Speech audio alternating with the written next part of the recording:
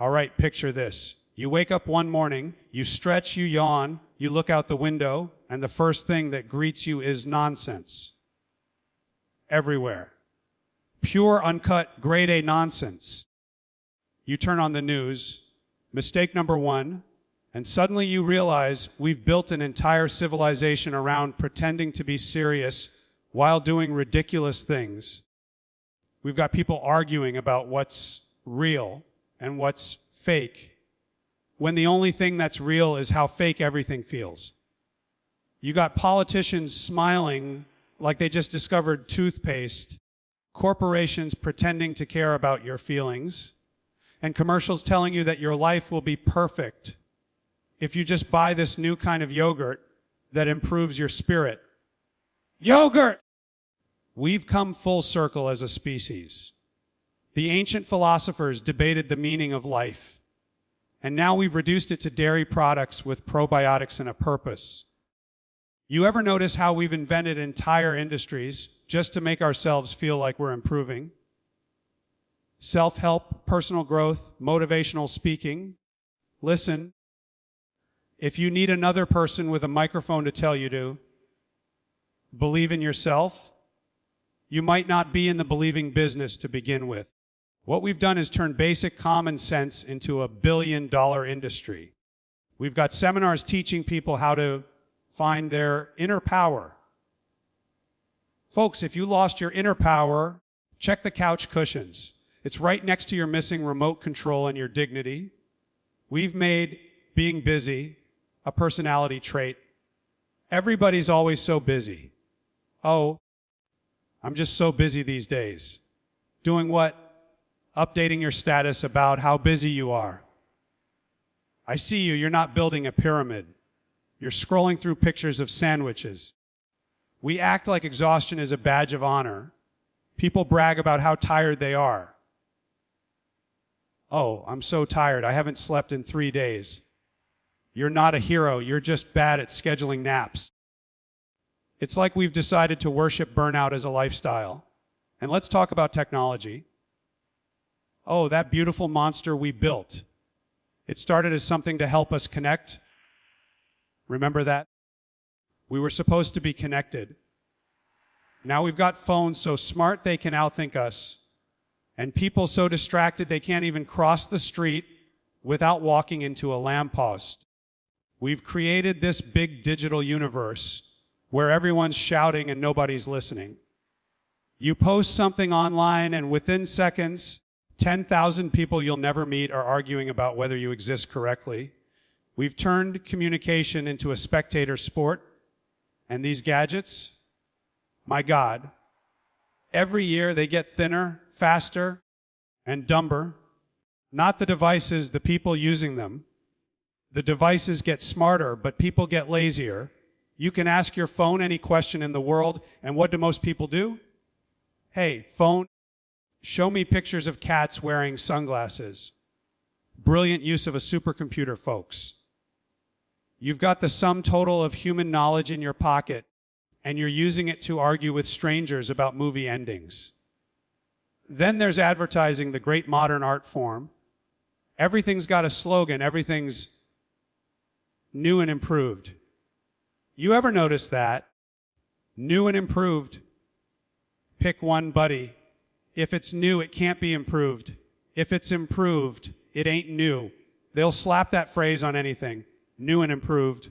Toilet paper. What did they do? Hire an engineer from NASA. We've restructured the molecular fibers for maximum comfort. Meanwhile, you're sitting there thinking, it feels the same, but you'll still buy it because they said it's better. And don't even get me started on organic. Oh, that word is magical. It used to mean alive. Now it just means expensive. They figured out how to make people pay extra for stuff that used to be normal. Would you like the organic apple? What do you mean? They were all organic before you sprayed them with chemicals. We've turned basic nature into a luxury product. Somewhere out there, there's a guy selling bottled air, and people are buying it because it's artisanal. You can't even enjoy a cup of coffee without a moral dilemma. Is it fair trade? Is it shade grown? Is it single origin? I don't know. I just need caffeine so I can pretend to function. And don't act like you're not guilty. You walk into one of those fancy coffee shops, you order a drink that sounds like a chemistry experiment, and then you act all spiritual because your barista drew a leaf in your foam. Folks, that's not enlightenment, that's steamed milk. You know what else we've done? We've complicated happiness. Used to be, if you had a good sandwich, a comfortable chair, and nobody bothering you, that was a good day. Now you need affirmations, scented candles, mindfulness apps, and a gratitude journal to remind you that you're not supposed to hate everything. Happiness has become a checklist. People talk about manifesting abundance. You don't need to manifest it. Just stop buying useless crap, and you'll have plenty of abundance left over. We've got reality shows about people who are famous for being famous. You ever think about that? They're not talented, not insightful, not even particularly likable, but they're famous for existing loudly. That's the trick now, volume equals value. If you're loud enough, the world assumes you must matter. You can scream nonsense into a camera, and someone will call you an influencer. We've created a whole generation of people who think self-worth is measured in followers. The ancient philosophers would have looked at this and said, you know what? Let's go back to the cave. And we've turned everything into a product. Even rebellion is for sale. You can buy a t-shirt that says, think different, for $29.99, made in the same factory as the shirts that say, conform. You can't even be a nonconformist without paying retail. You walk into a store, and they've got vintage jeans with pre-ripped holes. People are paying for the illusion of wear and tear. Imagine explaining that to your grandfather. Yeah, I bought these pants with holes in them. What happened? You lose a fight with a raccoon? No, Grandpa, they came like this. Well, you got robbed, son. And don't you love how everything now has to be extreme? We can't just have regular coffee. It's got to be triple dark roast. We can't just have nachos. It's ultimate mega nachos. Every product sounds like it's trying to win a wrestling match. Even toothpaste commercials look like action movies now. Sparks flying, voice overshouting. Distro POQ! You arguments. It's toothpaste, not a superhero. Calm down. But we love exaggeration. That's the real product of the modern age. Exaggeration. Everything's the best, the biggest, the most revolutionary thing ever. They say things like, this phone will change your life. Really? If a rectangle of glass and metal changes your life, maybe you didn't have that much going on to begin with. We've reached a point where we don't buy products. We buy promises. The product is secondary. It's all about the fantasy. Buy this car, and you'll finally feel free. No, you'll feel a car payment. And the language? Oh, the language. We don't talk straight anymore. Everything's euphemisms and buzzwords. Nobody gets fired anymore. They're transition. Nobody lies. They misspeak. Nobody's lazy. They're energy efficient. You can't even die properly. They call it passing away. When did dying become like switching lanes?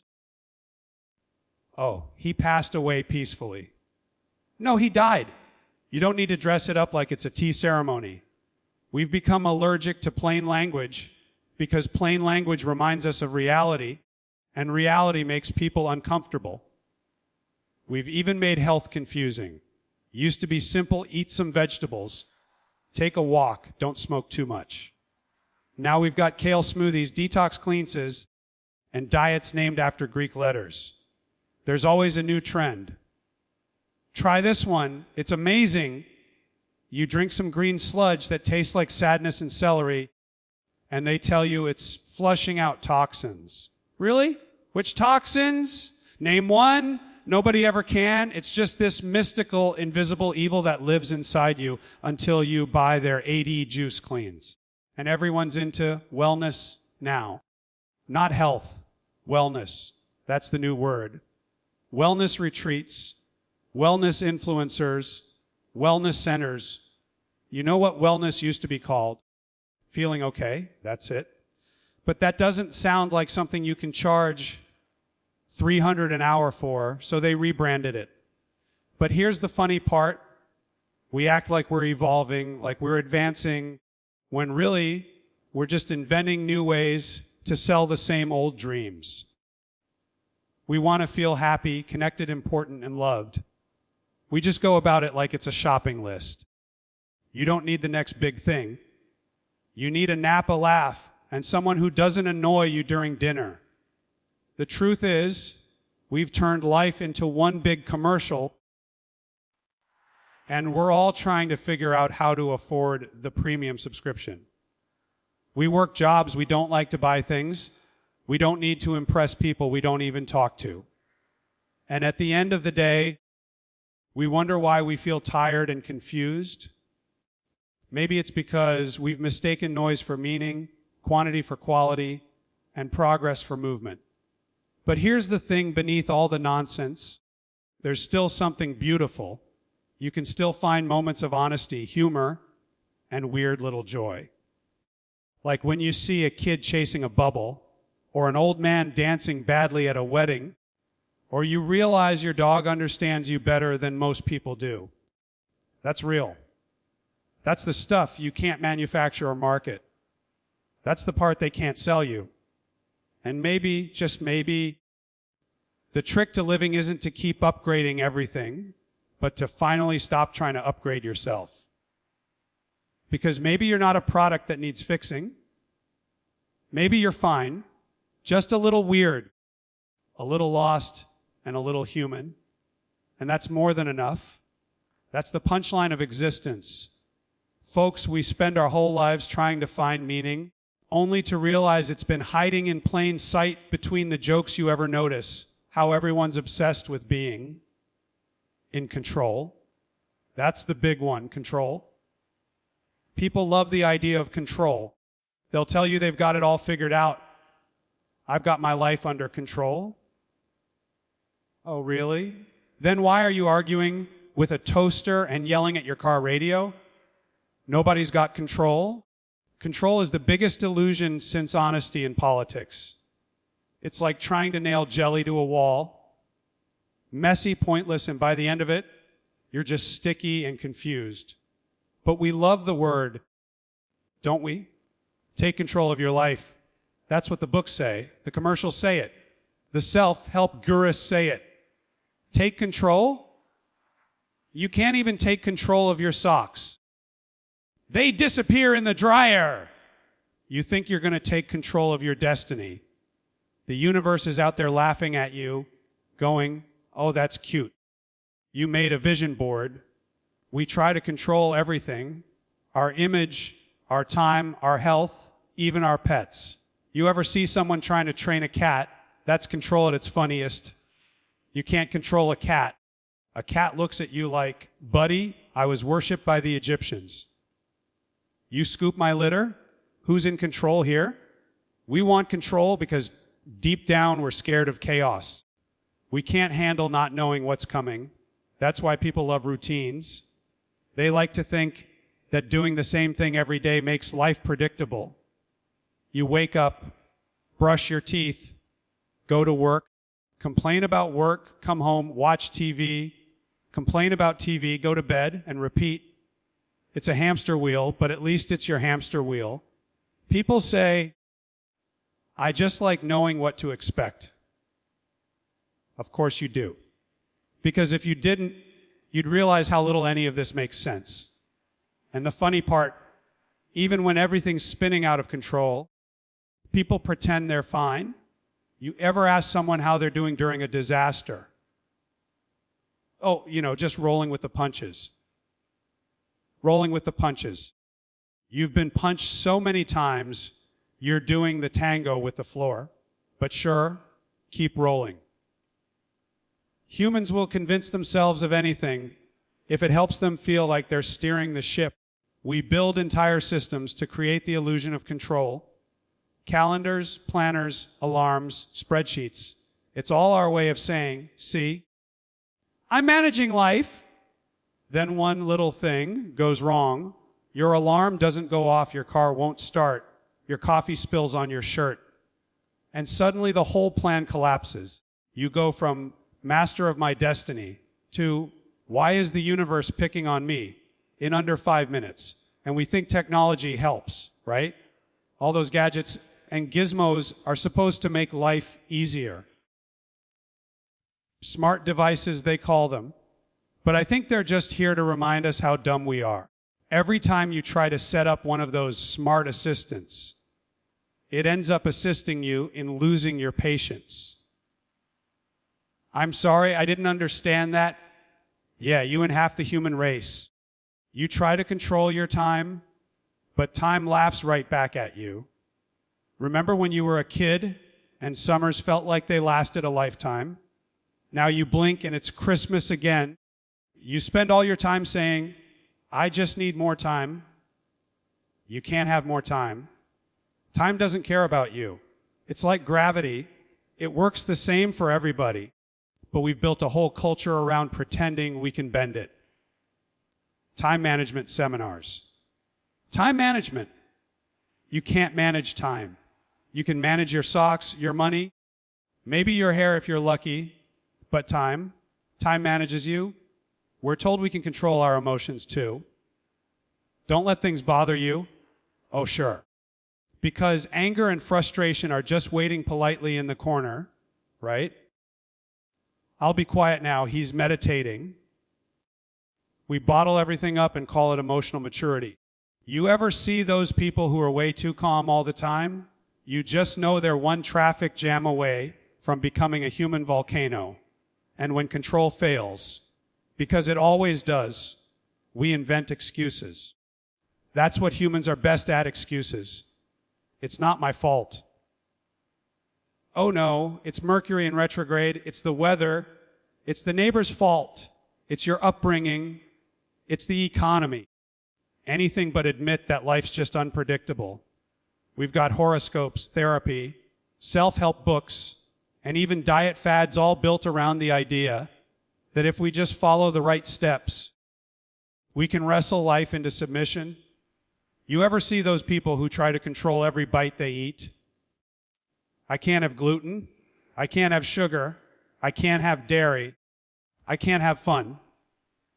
They turn eating into a hostage situation. They've got food rules longer than the Constitution. They're not eating. They're negotiating with their stomachs.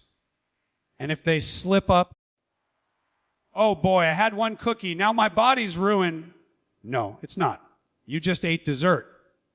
Relax. The human race survived on bread and questionable meat for centuries. You'll be fine. Then there are the people trying to control how they age. That's a fun one.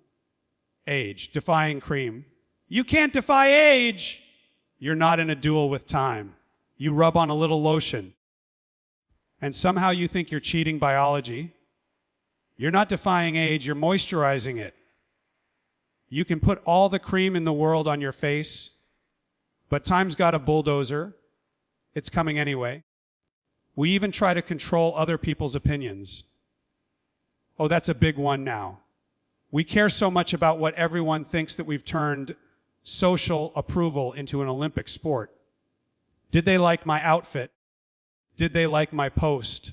Did they like me? You know what would really make people happy? Not caring. But we can't help it. We want everyone to love us, even people we don't like. You'll be thinking, that guy's an idiot, but I hope he respects me. And relationships, oh, that's the ultimate battle for control. Two people trying to run one life. Where do you want to eat? I don't care. Wherever you want. Okay, how about this place? No, not there.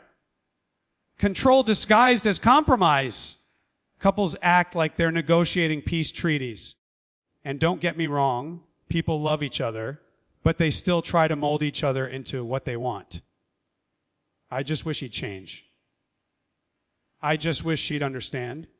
No, you wish they'd become you with a different haircut. Parents, of course, take control to the next level. I just want what's best for my kids. Sure you do. So you plan their schedule down to the minute. Sign them up for piano, karate, soccer, tutoring. By age 8, they've got a Roy Summe. The poor kid just wants to climb a tree and eat glue, but no, we're developing skills. You're not raising a child, you're building a small, anxious adult. And don't forget the people who think they can control fate with rituals. Superstitions are humanity's greatest attempt at negotiating with chaos. You spill salt, you throw it over your shoulder. You see a black cat, you cross the street. You break a mirror. Suddenly your life's cursed for 7 years. Meanwhile, you've got people walking around thinking their lucky socks control the universe. I wear these during every big game. Yeah, because cotton fibers definitely influence cosmic destiny. The workplace is another circus of control. Managers love that word. We need to control outcomes. We need to manage expectations. You can't control outcomes when the guy in accounting can't even control his lunch breaks. Every job is the same. A bunch of humans pretending they're in charge while the copier refuses to work. There's always that one guy who's obsessed with charts and reports, convinced the spreadsheet will save him. Meanwhile, the company runs on caffeine, panic, and a prayer. And then there's money. Oh, the grand illusion of control. If I just make enough money, I'll be secure. You ever notice how enough keeps moving? When you're broke, $50 feels like freedom. When you've got a little, suddenly you need more. Just a bit more and I'll be set. But the more you chase control through money, the less control you have, because now you're chained to it. You're working for the illusion of freedom. It's the perfect trick. People try to control their image too. Dress for success. Success doesn't care about your tie, buddy. You can wear a 3-piece suit and still be a disaster on the inside. But we act like appearances are everything. People spend hours fixing their hair, adjusting their clothes, putting on makeup, just to impress other people who are doing the exact same thing. It's a giant costume party, and nobody remembers who they really are. And we've even tried to control nature. Building cities, straightening rivers, cutting mountains in half to make highways. But one rainy day, one gust of wind, one snowstorm, and suddenly it's chaos again. Nature reminds us who's boss. And yet we keep trying to dominate it like toddlers yelling at a thunderstorm. Stop raining, I have plans. The universe doesn't care about your weekend barbecue. All this control, all this structure, all this pretending, we do it because it's terrifying to admit how fragile it all is. One small thing goes wrong and the illusion cracks. But that's what makes life funny. It's not a machine, it's a circus. And the sooner you stop trying to control the show, the sooner you can enjoy it. See, the truth is, real control isn't about holding on. It's about knowing when to let go. The world doesn't owe you predictability. It's not a vending machine where you put in effort and get guaranteed results. It's more like a raffle. Sometimes you get something nice. Sometimes you get a rubber chicken. That's just how it goes. So maybe control isn't something to chase. It's something to laugh at. Because when you finally stop trying to steer the chaos, you start to notice the ride's actually kind of fun. The trick isn't to control the storm. It's to dance in the rain without slipping on your own expectations. That's when you realize the joke's been on us all along. Life was never meant to be managed, just lived. You ever notice how people are obsessed with being right all the time? Oh yeah, that's the new national hobby, being right. Doesn't matter what the topic is, politics, diet, movies, directions to the gas station. Everybody's an expert now. We've all turned into little walking encyclopedias of nonsense. You can't even say good morning anymore without someone correcting you. Actually, it's not technically morning, it's mid-morning. Oh, thank you, Einstein. I didn't realize I needed a time consultant just to exist. It's not enough for people to think they're right. They need you to be wrong. That's the fuel of modern conversation. I can't just be correct, you have to be an idiot. That's the rule now. You ever been in one of those arguments where the other person doesn't even want a solution? They just want the victory lap. They don't want to fix the problem. They want to win the debate. The world's become one giant spelling bee where everybody's yelling the answers at once. And you can't even have a friendly disagreement anymore. Used to be, people could sit around, talk about something, argue a bit, and then move on with their day. Now, if you disagree with someone, they look at you like you just insulted their ancestors. You think differently from me. How dare you? We've become allergic to different opinions. We've got folks walking around like emotional porcupines. Everything's a personal attack. People don't listen to learn anymore. They listen to reload. They're not hearing you. They're just waiting for their turn to speak. You can see it in their eyes. They're rehearsing their comeback while you're still talking. They've got a rebuttal chamber loaded and ready to fire. I hear what you're saying, but that but is the universal sound of human arrogance. But means prepare to hear the gospel according to me. And the best part, most of the time, nobody even knows what they're talking about. They're just repeating something they heard on the radio or read in a magazine. I saw a study once. Oh yeah. Who did the study? Some scientists. Oh, the mysterious some scientists. They're everywhere, these nameless geniuses. We don't know who they are or what they studied, but by God, they seem to agree with us every time. People love to say, I did my research. You ever notice that? I did my research. That means they read half an article in a waiting room 3 years ago. Suddenly, they're a world authority on everything from nutrition to foreign policy. It's like living in a world full of professors who never passed kindergarten. I'm just saying what I think. Yeah. But have you thought about it, or are you just saying it? And the language people use now to sound smart? Oh, it's a masterpiece of nonsense. I'm just playing devil's advocate. No, you're just being a pain in the neck with better vocabulary. Let me unpack that. Please don't. You're not at the airport. It's a conversation, not luggage. People will say, let's circle back. Like they're on a corporate conference call when all they're doing is avoiding admitting they're wrong. Everyone wants to sound intelligent, but nobody wants to be informed. There's a difference. Being intelligent means you actually think about things. Being informed means you pretend you thought about things, but really, you just memorize the headlines. People will recite news stories like they're quoting scripture, but the moment you ask them a follow-up question, they start blinking like a confused goldfish. Well, that's just what they say. Who's they? You know them. Ah, yes, them, the ultimate authority on everything, whoever agrees with me at the moment. And the arrogance, my God. You ever meet someone who can't say, I don't know? They'll make something up before admitting ignorance. You could ask them about ancient Mesopotamian pottery, and they'll go, well, you see, the clay quality was affected by early trade winds. What are you talking about? Just say you don't know. There's no shame in not knowing something. The shame is pretending you do and still getting it wrong. You know what's funny? The dumber someone is, the more confident they sound. The less someone knows, the more they talk. That's why the smartest people in the world usually speak quietly.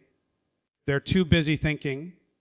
Meanwhile, loudmouth Larry over there is holding court at the bar explaining quantum physics with a cocktail napkin. It's all energy, man. Yeah, and you're wasting it. And we've turned opinions into facts. That's my truth. Oh, is it? That's a cute little phrase. My truth. There used to be the truth, but that got too hard, so we customized it. We made personal additions. I'm living my truth. That's great, but if your truth says the sun revolves around the earth, you might want to return it for a new one. People argue about the smallest things now, too. Is a hot dog a sandwich? Does pineapple belong on pizza? These are the great philosophical questions of our time, apparently. And they'll fight over it. Whole friendships end over pizza toppings.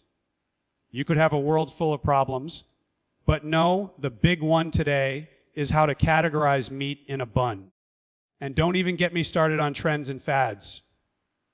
Everybody's convinced their way is the right way. You should eat like this, live like this, think like this. You've got fitness fanatics, diet crusaders, tech prophets, everybody preaching their method like it's the lost gospel. You can't even enjoy a meal without someone telling you you're doing it wrong. That has carbs in it. Yeah. So does your personality, buddy, empty and puffy. And the funny thing is, all this obsession with being right doesn't make anyone happier. It just makes everyone miserable. You can't relax because you're too busy defending your opinions. You're at dinner, someone mentions something harmless, and suddenly you're in a debate. Well, actually, those are the two most dangerous words in the English language. Well, actually has ruined more family gatherings than bad potato salad. There's a joy in not knowing, you know that. There's freedom in admitting confusion. Life's too short to act like you've got it all figured out. But we can't do that, can we? No, we've got to prove ourselves constantly. We've got to win the invisible argument. People walk away from conversations like they just won a trophy. I told him off. Congratulations. Socrates, you've conquered another Facebook thread. And that's another thing arguments used to end. Remember that. You'd fight, cool off, move on. Now they never end. They just keep looping forever. You could argue about the color of the sky, and someone will track you down 6 months later just to remind you they have new evidence. Everyone's trying to get the last word. The last word used to mean closure. Now it means an invitation for another argument. We've forgotten how to laugh at ourselves. Nobody wants to admit they might be the punchline. We take ourselves way too seriously. People act like being wrong is a moral failure. Oh, I was mistaken. That's not a crime. It's a Tuesday. But no, we'd rather twist reality than admit we took a wrong turn. We'll say, well, that's not what I meant. Yeah, it is. You just didn't expect anyone to notice. You ever meet someone who can't stand silence? The moment there's a pause, they've got to fill it. Because silence makes them think, and thinking leads to doubt, and doubt means maybe they're not right. And that's the scariest thing in the world to some people. To realize maybe, just maybe, they're not the smartest person in the room. We've built this culture of overconfidence. Everyone's got advice, opinions, hot takes, think pieces, top 10 lists. We're drowning in advice. Nobody's listening, but everybody's talking. It's like a giant room full of people all trying to give each other directions at once. Nobody's getting anywhere, but we all feel very important. The irony, though, is that the people who really know something are usually the quiet ones because they've seen how complicated the world is. They know there's always more to learn, more to question, more to understand. They've got humility, but humility doesn't sells. Laufenes sells. People don't want the truth. They want validation. They want to be told they're right. That's why you've got entire industries built around telling people what they already believe. It's the perfect business model. Find what someone thinks, agree with it loudly, and they'll love you forever. We don't want truth. We want comfort. We want the warm, fuzzy feeling of being correct, even when we're completely wrong. And it's not just individuals. It's groups too. Whole groups define themselves by being right. Doesn't matter what the issue is. Once you pick a side, you're locked in for life. People treat opinions like sports teams. We're the good guys. They're the bad guys. It's tribalism in a necktie. Nobody's listening, nobody's thinking, just shouting slogans and feeling proud about it. It's wild to think about. We've made being wrong a sin and being loud a virtue. We reward confidence, not clarity. And because of that, we've lost curiosity. Remember curiosity? That thing that made you ask questions before you started pretending you had all the answers. We replaced it with certainty. And certainty, my friends, is the end of thinking. Maybe the real smart ones aren't the ones who know everything. Maybe they're the ones who know how little they actually know. Because let's be honest, none of us have this thing figured out. We're all just guessing politely. Some people are just louder about their guesses. You know what would fix half our problems? If people could just say 3 little words. I don't know. Imagine that world, people admitting uncertainty. Hey, what's the meaning of life? I don't know. Why do bad things happen? I don't know. Who ate the last cookie? I don't know. It'd be chaos, but at least it'd be honest chaos. There's something freeing about not needing to win. Something funny about realizing nobody really wins anyway. We're all just passing time, telling stories, and pretending we've got the script. But life's an improv show, and most of us forgot the lines. So maybe, just maybe, the wisest thing we can do isn't to shout louder or argue harder. It's to laugh more, listen better, and remember that being right isn't half as important as being kind, curious, and a little bit humble. Because in the end, nobody walks off this stage with a trophy for most correct. The curtain falls the same for everyone, and none of us ever really had the script to begin with.